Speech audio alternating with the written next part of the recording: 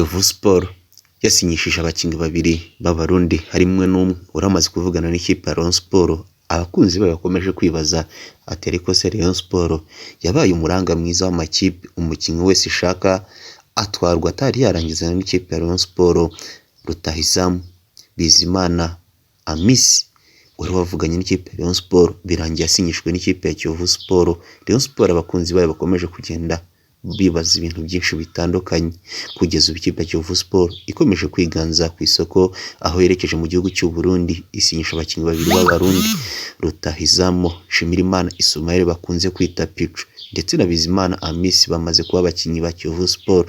Bizimana Amisi cyuna anyuze ku mpande yari umukinnyi wa Sofapaka wo muri Kenya, aho yari yagezemo mu ntangiriro z'uyu mwaka asinya amasezerano y'imyaka 2 ubwo yari avuye mu kipe ya Rukinzo FC. Kuva uyu musore yava muri Kenya mu kwezi gushize agiye mu Burundi gukora ubukwe, kugezana n'ubu yari atarasubira mu ikipe ye. Amisi Kiyovu Sport yamutanzeho miliyoni 25 mu myaka 3 y'amasezerano. Undi mukinnyi Kiyovu Sport amaze kwibika wundi Rutahizamu Nshimirimana Ismael wakiniraga ikipe ya Rukinzo FC. Uyu musore ufite ubushobozi bwo gukina nka nimero 8 na nimero 10 bari kumwe mu ikipe y'igihugu y'u Burundi ivuye muri Sekafa, aho batahukanye umwanya wa kabiri. Ismael Kiyovu Sport yamutanzeho miliyoni 15 mu gihe cy'imyaka 2. Ikipe ya Kiyovu Sport ikomeje kugenda yibaka mu buryo butandukanye, ku buryo abenshi bavuga ko igihe cyaba ari iki ngiki ngo itangire nayo ize mu makipe ahatanira ibikombe nk'uko perezida wayo Juvenal yabitangaje.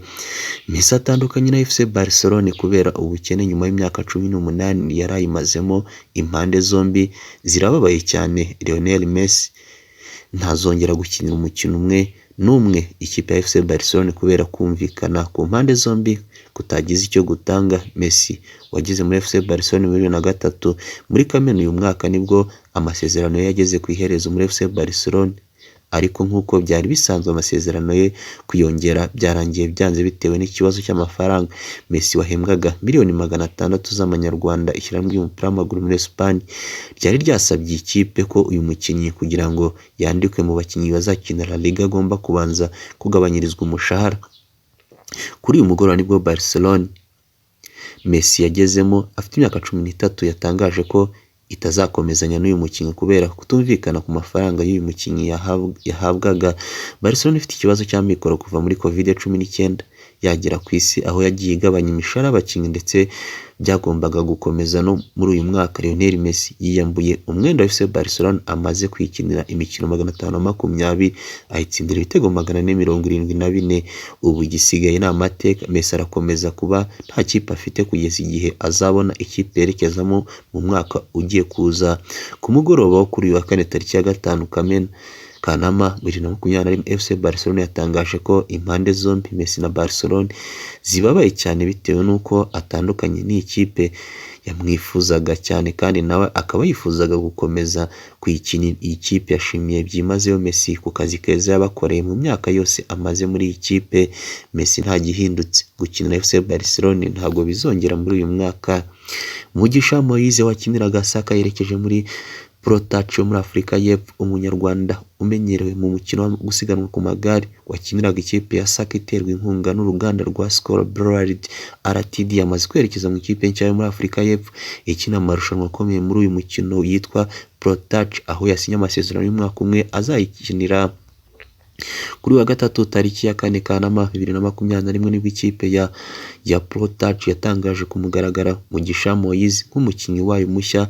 Binyuze ku mbuga nkoranyambaga za iyi kipe yagize iti Protach Continental yishimiye gutangaza ko yasinyishije umukinnyi wa mbere mu Rwanda Mugisha Moise mu mwaka wa 2021.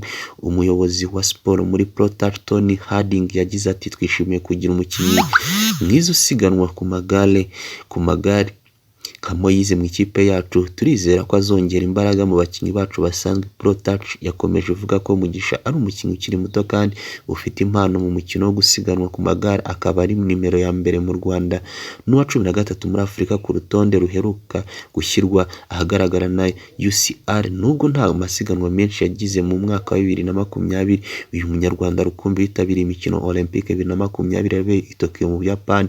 Yari amaze imyaka 2 mu ikipe ya Saka, biteganyijwe ko mu kwezi gutaha aribwo Mugisha azerekeza mu Bufaransa gukorana imyitozo na bagenzi be mu ikipe nshya aho bazitabira Tour de Bretagne na Circuit de Ardennes.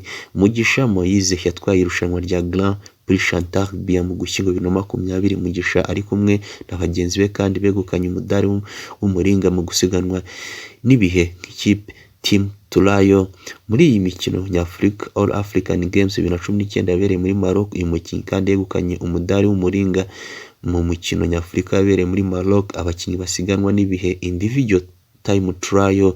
Moise wari wabaye uwa kabiri muri Tour du Rwanda y'umwaka ushize ntabwo yitabiriye irushanwa ry'uyu mwaka nyuma y'ibibazo yagiranye n'uwari umutoza we muri Saka Niyonshuti Adrien byatumye akurwa ku rutonde rw'abagombaga guhagararira Saka muri Tour du Rwanda 2021.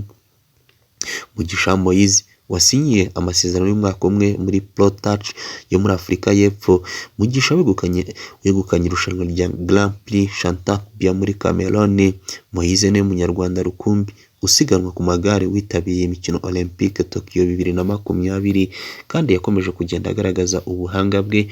Ni nacyo benshi bavuga ko ntibyari bikwiye ko yaza guhagarikwa akaba atarabashe kwitabira imikino ya Tour du Rwanda y'uyu mwaka aho yaregeranye n'ibibazo na Adrien. Umunyamakuru Imfura Jean-Luc yagizwe umuyobozi wa BBFM ni nyuma y'uko ariwe warukuriye igisata cya siporo kuri radio y'Abayingana Nabagirisha Jean Dodier utazirwa akazina ka Jado Castar nyuma y'uko agizwe umuyobozi wa FRVB ishyirahamwe rya volleyball na Castar. Kugeza ubu bakaba bamaze kunoma ko uyu munyamakuru ubimazemo igihe Imfura y'iwacu Jean-Luc yagizwe umuyobozi wa BBFM. Umunyamakuru Imfura yacu Jean-Luc wari usanzwe akuri igisata cya siporo kuri radio BBFM yagizwe umuyobozi ushinzwe ibikorwa muri radio Chief Operating Officer. Radio imaze umwaka urenga ishinzwe aho yashinzwe na Bagirisha Jean Dodier na Castar na Bayingana David ari bo bagize kompanyi yitwa BBRTD aho baje kwiyungaho n'Umwezi Media RTD. Ubusanzwe ibikorwa by'iradio byari mu maboko y'abayobozi b'iradio banashinze Bagirisha na Bayingana. Mu itangazo iyi radio yasohoye yavuze ko Imfura y'iwacu Jean-Luc yagizwe Chief Operating Officer CEO. Bagize bati ubuyobozi bwa BBFM Umwezi bwishimiye gutangaza ko Jean-Luc Imfura nk'umuyobozi ushinzwe ibikorwa bya radio BBFM Umwezi. Jean-Luc akaba yarasanzwe kuri igisata cya siporo kuri radio ndetse akaba yaranatangiranye n'iyi radio. Jean-Luc Imfura yacu yakorewe inyamakuru bitandukanye naho mu Rwanda aho yahereye ku Nyarwanda Radio 10 yavuyeho ajya kuri BBFM. Ubwo Sport yashinjwe ubwambuzi n'abari abatoza bayo. Abahoze ari abatoza ba Kiyovu Sport bungirije barasaba ubuyobozi bwayo kubaha ibyo bagombwa nyuma yo guhabwa amabaruwa basezerera badasoje amasezerano y'umwaka umwe bari basigaje. Mu kwezi gushize nibwo ubuyobozi bwa Kiyovu Sport burangajwe imbere na Mvukiye Juvenal bwatangaje itsinda ry'abatoza batatu bashya bazatoza iyi kipe mu mwaka umwe uri imbere. Abandi batoza batatu bari bagifite amasezerano muri Kiyovu Sport barimo Banamwana Kamarade, Kalisa François, Muhimpundu Rashid watozaga abanyezamu. Abo bose bavuze ko nyuma yo kumenyeshwa ko batazakomezanya n'iyi kipe batarahabwa ibikubiye mu masezerano yabo. Bari bagifite amasezerano y'umwaka umwe muri Kiyovu Sport. Amasezerano n'impande zombi zari zaragiranye. Amavu avuga ko mu gihe Kiyovu Sport yakwifuza gusesa amasezerano bahemba abatoza umushahara w'amezi abiri nk'imperekeza. Mu gihe abatoza baramutse bifuje gusesa amasezerano batanga iminsi 15 y'integuza. Amasezerano kandi avuga ko buri ruhande rugomba gushyira mu ngiro ibiyakubiyemo mu gihe habayeho kuyasesa bitewe n'uruhande rwaba rwifuje kuyasesa. Umwe mu bari abatoza ariko utifuje ko amazina ye ajya hanze yabwiye Chidot Innocent kuretse kuba bakagombye kuba bahawe ibyo bemerewe n'amategeko batanishimiye uburyo bamenyeshejwemo ko batazakomezanya na Kiyovu Sport kuko bose bahawe amabaruwa yabo kuri WhatsApp. Ati mbere ya byose ntabwo habayeho kutwubaha kuko ntabwo uha umuntu ibaruwa biciye kuri WhatsApp. Kiyovu Sport ifite ibiro ndetse na email ntabwo byadushimisha uburyo twamenyeshejwemo. Yakomeje avuga ko batarahabwa ibikubiye mu masezerano bagiranye n'ubuyobozi bwa Kiyovu Sport. Ati amasezerano avuga ko mu gihe ikipe yasesa amasezerano yahita iduha umushahara w'amezi 2 nk'imperekeza kandi bigakorwa amasezerano agiseswa, ariko na n'ubu ntabwo ubwo burenganzira bwacu turabuhabwa. Abatoza bavuze ko kandi ko uretse umushahara w'amezi 2 bagakwiye kuba barahawe hari n'agahimbazamusyi k'ibihumbi 350 kuri buri mutoza batarahabwa kandi bemerewe na perezida wa Kiyovu Sport Mvukire Juvenal ubwo yabasezeranyaga mbere y'isozwa rya shampiyona. Aganira na H. Innocent ku ya 4 Kanama, Mvukire Juvenal yavuze ko bamaze guha amabaruwa abatoza batazakomezanya kuko hari ingingo Francis yifuje gukorana nabo yihitemo batarimo abari basanzwe. Umuyobozi yavuze ko nta muntu n'umwe bafitiye ideni kandi n'uwaba ahari ko yazaza ku biro bya Kiyovu Sport bakumvikana bagatandukana neza. Ati nta muntu n'umwe dufitiye ideni kandi nubwo twaba turifite yazaza ku biro bya Kiyovu Sport ubundi tukumvikana. Itsinda ry'abatoza batatu batozaga Kiyovu Sport mu mwaka w'imikino rigizwe itsinda ry'abatoza batozaga Kiyovu Sport bagiye gutoza Kiyovu Sport mu mwaka utaha hari ingingo Francis, Christian Mbaye umutoza mukuru uzungiriza na Rwaka Claude bakoranye muri Mukura Victory Sport no muri Police FC, hakaza Nduwimana Pablo na Niyonkuru Vladimir nk'umutoza w'abanyezamu. Uyu nguyu akaba yaraciye no mu ikipe ya Rayon Sport, akaba yaravuye mu ikipe ya Young Africans. Manchester City yaciye agahigo ko kugura umukinnyi uhenze. Ubwo ikipe ya Manchester City yaguraga umukinnyi wa Aston Villa yaciye agahigo. Jack Grealish wakinaga mu kibuga hagati asatira muri Aston Villa kuri miliyoni 100 z'amapaundi, abo umukinnyi wa mbere uhenze mu mateka y'umupira w'amaguru mu Bwongereza. Grealish ku imyaka 25 yasinye imyaka 6 muri ikipe yatwaye Premier League iheruka ndetse azajya yambara nimero 10 yasizwe na Sergio Kun Aguero.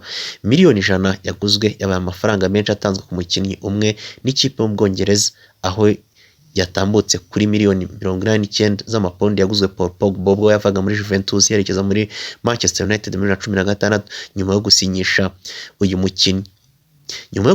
mukinnyi. Manchester City, Grealish yagize ati City ni ikipe ya mbere nziza mu gihugu kandi ifite umutoza ufatwa nk'uwa mbere ku isi. N'inzozi zibaye impamo kuba ndi umukinnyi w'ikipe. Uretse kuba umukinnyi wa mbere uhenze mu Bwongereza, Jack Grealish niwe wa 9 uhenze mu mateka y'umupira w'amaguru ku isi. Uyu mukinnyi ashobora gukina umukino we wa mbere mu ikipe itozwa na Pep Guardiola ubwo Manchester City zaba yakina na Leicester City zihataniye Community Shield ku wa 6 i Wembley. Grealish wakuze afana Aston Villa yayigezemo afite imyaka 6 ndetse yayitsindiye ibitego 32 mu mikino 213 yakinnye mu marushanwa yose. Abakinnyi 5 bahenze mu mateka ya ruhago ku isi: Neymar Junior dos Santos miliyoni 200 z'amapaundi, Kylian Mbappe ava muri Monaco yerekeza muri Paris Saint-Germain miliyoni 166, Philippe Coutinho ava muri Liverpool yerekeza muri Barcelona, Ousmane Dembele ava muri Borussia Dortmund yerekeza muri Barcelona, Joao Felix ava muri Benfica ajya muri Atletico Madrid,